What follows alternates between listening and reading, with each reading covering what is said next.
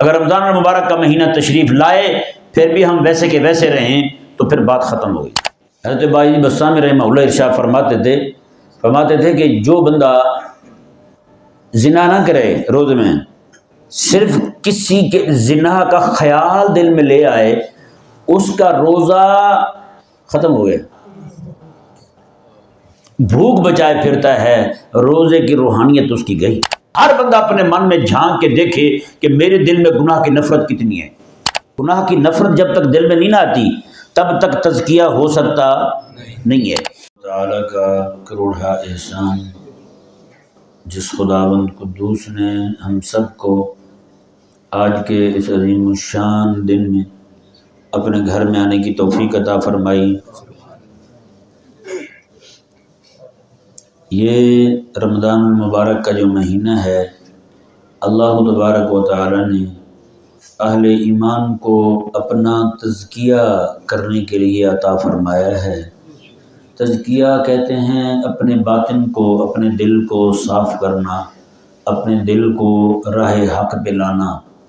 خلاق کائنات نے قرآن کریم میں ارشاد فرمایا، قد افلح من زکاہا وقد خواب من دساہا۔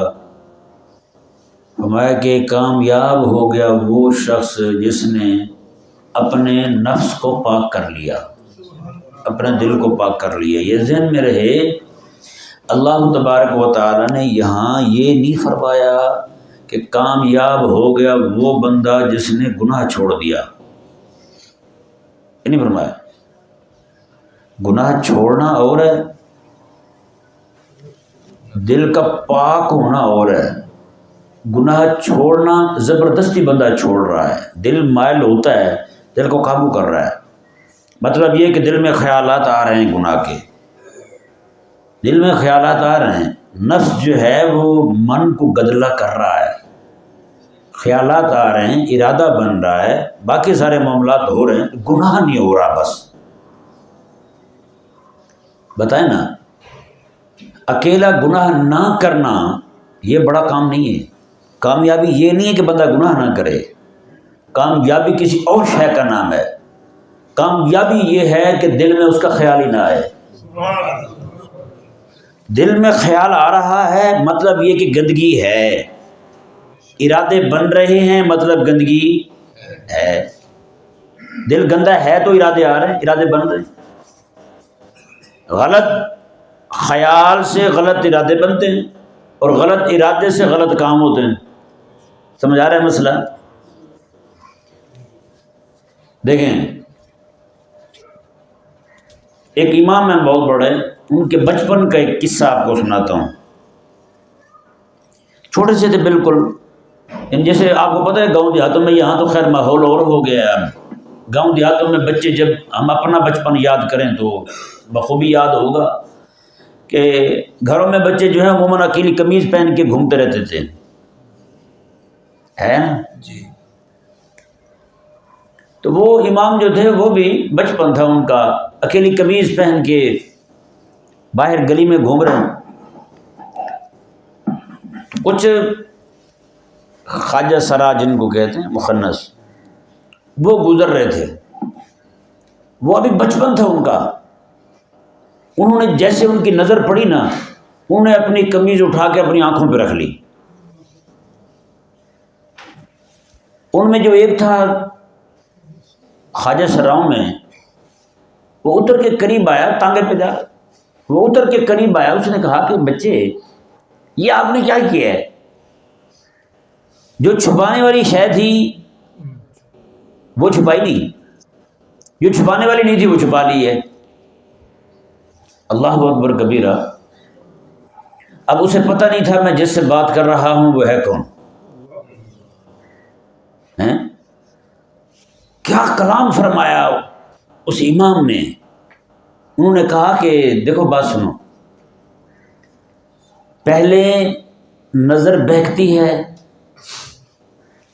نظر خراب ہوتی ہے، خیال خراب ہوتا ہے، دل خراب ہوتا ہے، اس کے بعد جا کے پھر شرمگاہ کی باری آتی ہے۔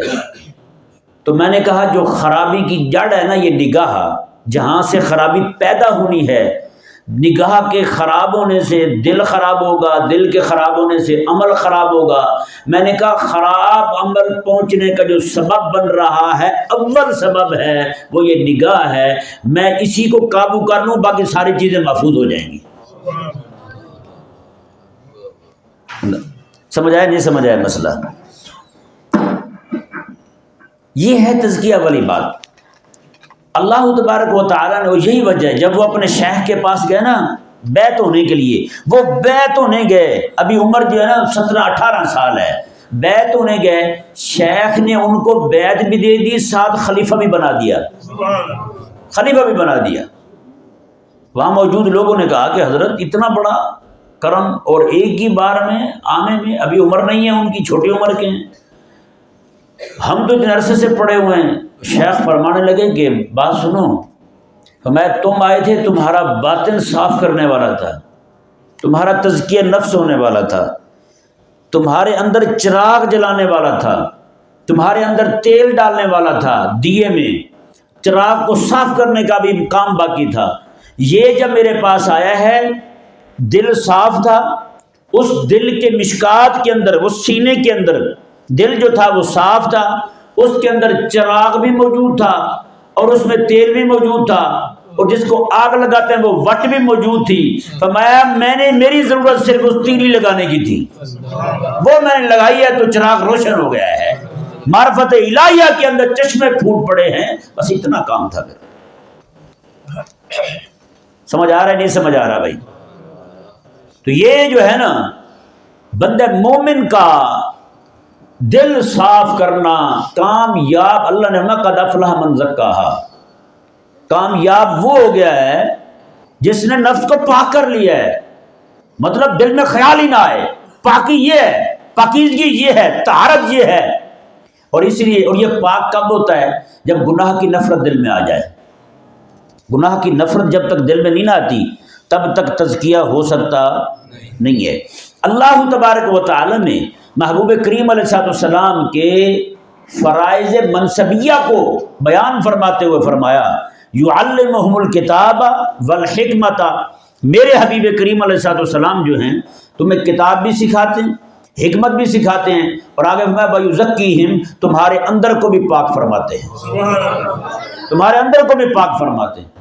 اندر جب تک پاک نہیں نہ ہے تب تک کوئی فائدہ نہیں بھائی صاحب۔ گناہ کے وسوسے آ رہے ہیں، خیالات آ رہے ہیں، یہ اندر کی غلاظت کی وجہ سے آ رہے ہیں۔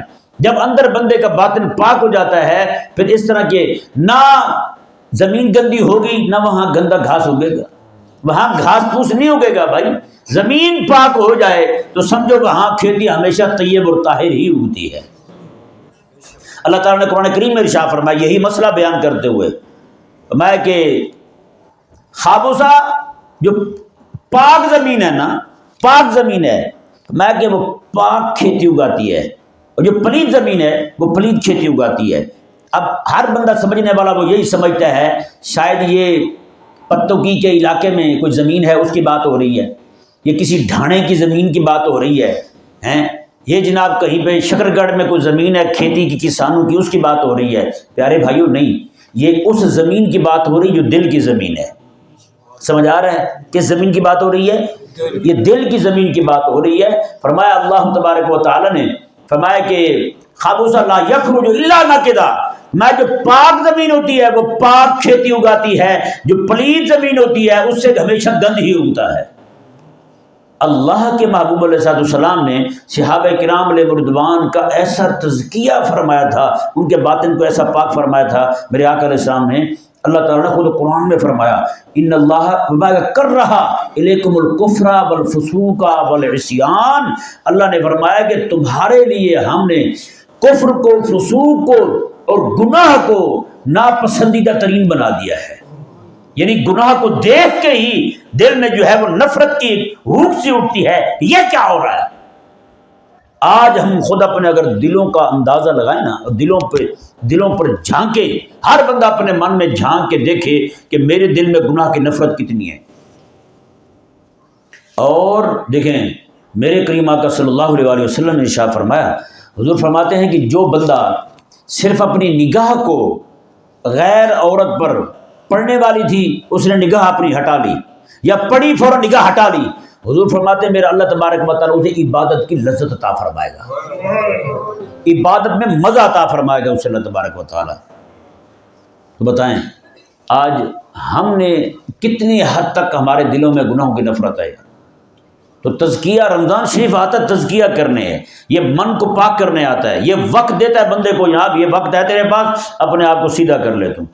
اگر رمضان المبارک کا مہینہ تشریف لائے پھر بھی ہم ویسے کے ویسے رہیں تو پھر بات ختم ہو گئی، پھر کچھ نہیں بچتا، پھر اور کون سی شے آئے گی ہمیں سیدھا کرنے کے لیے؟ بتائیں روزانہ 5 نمازیں پڑھ کے بھی ہم سیدھے نہ ہوں، رمضان شریف کا پورا مہینہ روزے رکھ کے بھی اگر ہمارا قبلہ ٹھیک نہ ہو، ہمارا قبلہ درست نہ ہو، تو پھر اور کون سی شے ہو سکتی ہے؟ ویسے آپس کی بات ہے، غور کریں نا ہم ذرا، کس بات پہ ہم سیدھے ہوں گے؟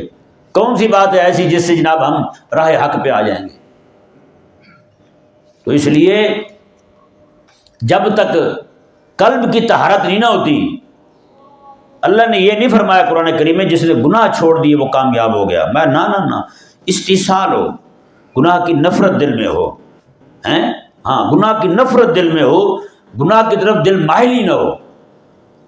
ہاں یہ ٹھیک ہے بندہ گناہ کا دل میں خیال آتا ہے، وسوسے آتے ہیں، وہ نہیں جاتا، یہ بھی بہت بڑا جہاد ہے، گناہ نہیں کرتا یہ نہیں کہ نہ آتا تو کر جائے نا، جو بندہ گناہ کے وسوسے دل میں آئیں پھر نہ کرے گناہ، وہ بندہ وہ بھی سبحان اللہ مجاہد ہے وہ بھی، لیکن کامیاب کون ہے؟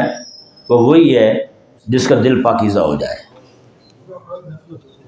نفرت ہو جائے گناہ سے، دل میں خیال ہی نہ آئے گناہ کا، دل میں جو ہے نا وہ ایک جیسے کہتے ہیں نا دل میں آنا۔ میں سچی بات ایک بہت بڑے بزرگ تھے، ان کے پاس میں بیٹھا تھا، آج بڑے عرصے بعد مجھے یہ بات کرتے ہوئے ان کی بات یاد آئی، ان کے پاس میں بیٹھا تھا تو وہ ایک دم نا رو رہے تھے بیٹھے، میں نے ان سے پوچھا، میں نے کہا حضرت خیر تو ہے؟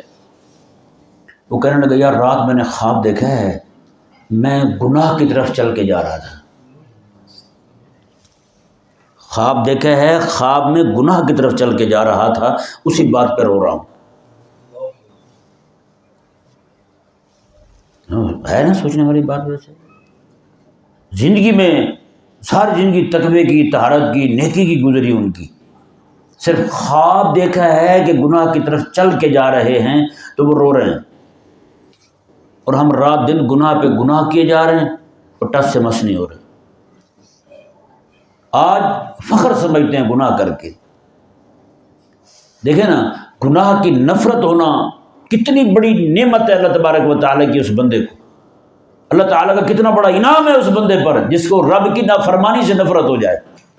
گناہ سے محبت ہونا مطلب یہ ہے کہ رب کی نافرمانی سے اس کو محبت ہے، رب کی نافرمانی سے محبت ہے، اور جس بندے کے دل میں اللہ کی نافرمانی کی محبت ہو تو اس کے دل میں کبھی بھی اللہ تبارک و تعالیٰ کی فرما برداری کی محبت نہیں آ سکتی، اللہ کی اطاعت کی محبت نہیں آ سکتی کبھی بھی۔